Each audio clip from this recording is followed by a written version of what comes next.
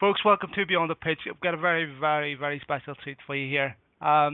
Most of you know who Eamon Dunphy is. Of course, he's a cult figure for many of you. And the guy's been kind enough to join us all the way from France on his holidays to spread his wisdom. And we hope you enjoy him this afternoon. I certainly will. It's been an ambition of mine to talk to him for a long time. So, Eamon, thanks very much for coming on the show today. No, it's a great pleasure, Philip. Listen, mate, why don't you go ahead and introduce yourself to people in America? Well, I used to be a very ordinary footballer, a journeyman, and I realised I'd have to do something else when I finished, because everyone has to finish, and I wrote a book while I was playing about what it was like to be a journeyman, and the book did well, because usually journeyman didn't get to write books, so the only way I could do it was to describe what it was like to be a failure. So I managed to do that, and I had an ambition to be a journalist, at first as a sports writer, print journalist, and subsequently as a television analyst, and then working in news and current affairs on the radio, which I did. And I wrote some books. I wrote a biography of U2, which was a bestseller, including in the United States. A book about Sir Matt Busby, a book about Roy Keane in 2003, when he was a very controversial figure, but a very great player for Manchester United, the captain of Manchester United. And he walked out of the Irish team camp before the 2003, before the World Cup, rather in 2002, which helped the sales of the book. It's cunning plot. Well, I remember at the time there was a lot of controversy in Ireland over it, and it is something that we'll get into in a wee bit. And of course, you did ghostwrite his book for him, and Keane, in my opinion, probably brought Irish football forward 20, 30 years with sadly what he had to do. But we'll get into that in a minute. Anthony, you wanna start with a question for Eamon? Yeah, I got a couple Irishmen here, one Italian. I don't know if I should call Trapattoni and Mad Dog Tardelli to even up the score. And I bet most of our listeners still put their money on you two guys. You know. I'd tell you, Eamon, Philip has turned me on to you. I've turned you on to a lot of different people, and you're like a YouTube legend out there.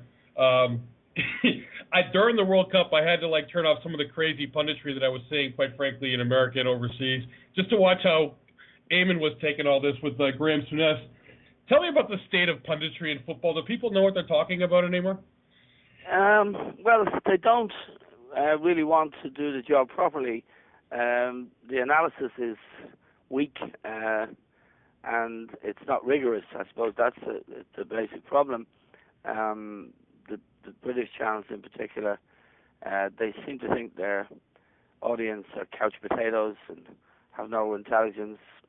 They hire people who are great players who don't really have very much to say, because A, they don't know, which is sometimes the case, or B, they know the players, they want to be friends with the players, they don't want to offend anybody. And I think, all popular culture should be subject to rigorous criticism. It's good for the sport. It's good for the audience, because people who are passionate about sport and love it are interested in analysis. They're interested, and they want to engage. They don't want to be treated, as if they're stupid. They don't want to be patronized, and that's really the main problem. I mean, in America, for example, I've seen in the past Bill Madden, who's a great NFL analyst and an inspirational figure for me, because he called it as he saw it, and that's what we try to do on RTE in Ireland. We call it as we see it, and that, I think, it adds to the enjoyment. It informs the audience. It adds to their enjoyment of the games, and that's what we should be doing. I want to rewind with you just to go back to the whole Saipan incident. It's been done many, many times, but it is somewhat an event that you were I suppose, dragged into through the book. Do you think that what happened with Mick McCarthy? Do you think that was a disgrace to Irish football in the preparation with the fact that kits weren't arriving? Do you think that where ultimately does the blame lie with what happened with Roy Keane? And what's your personal opinion on that whole event? Well, it was a very dramatic event because the very fact of Ireland qualifying for the World Cup finals, it's rare. It was only the third time ever we'd done it. And Keane had been, as the leader and captain of the team, hugely influential in that. There's no doubt that without Keane we wouldn't have qualified. I mean, he played brilliantly and he'd led the team brilliantly, and he'd been quite magnificent. And he was captain of Manchester United. He was a great figure in the game. But when they chose the island they were going to prepare on, Saipan, I mean, it was an island with no football pitch at all. And it's a crazy decision. Only we could do that. Well, I'm afraid so. I mean, the FAI, the Football Association of Ireland, did it. They sent a guy out who was a travel agent. He picked it. And when they got there was nothing. And then they forgot to bring footballs and training kit and stuff like that. And the pitch was, they had to make a makeshift pitch, which was really hard as concrete.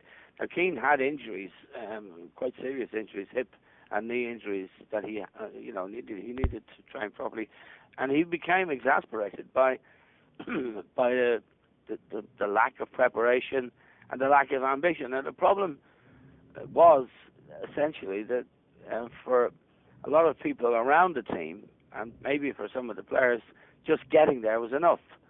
Whereas Keane felt we should go and prepare with the intention of doing our very best, possibly getting to the quarterfinals, semi-finals, or even winning it. That was his mentality. And he rightly pointed out at the time that England and Germany and Italy and all the other nations who were participating, were in places where you could prepare properly. Right. And he got very angry. He didn't like McCarthy terribly much anyway. I don't think he had a great deal of, there wasn't a lot of mutual respect there. And he gave an interview to newspapers. The whole thing spiraled out of control. In the end, McCarthy asserted his authority in a very curious way in front of all the other players.